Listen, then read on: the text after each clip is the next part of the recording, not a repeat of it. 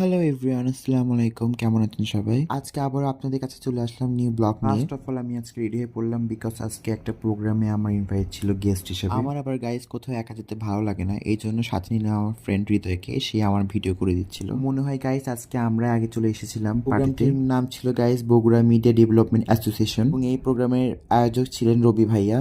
তার ইনভাইটে আমি আজকে এসেছিলাম এখানে। আজকে প্রোগ্রামে বগুড়ার মিডিয়ার শিল্পীবৃন্দর মধ্যে নাচ, গান, আবৃত্তি এবং অভিনয়ের আয়োজন করা হয়েছিল। প্রোগ্রামের মধ্য দিয়ে ছোট ভাইদের সাথে কিছু ছবি তুলে নিলাম। অ্যান্ড এই প্রোগ্রামের নাচের জাজ হিসেবে ছিলাম আমি অ্যান্ড শামীম ভাইয়া। এর মধ্যে প্রতিযোগিতা শুরু হয়ে গিয়েছিল এবং আমরা নাচ দেখছিলাম। পার্টিসিপেটরা কেউ নাচে বেশি পারদর্শী ছিল না, বাট যে যার বেস্টটা দিয়ে ট্রাই করছিল ভালো করার জন্য। এদের মধ্য দিয়ে আমরা জাজ করছিলাম। গাইস যে যেমনই নাচ করুক, আমাদের উচিত সবাইকে অ্যাপ্রিসিয়েট করার। ফাইনালি আমরা অনেক কষ্টের রেজাল্টে করেই ফেললাম।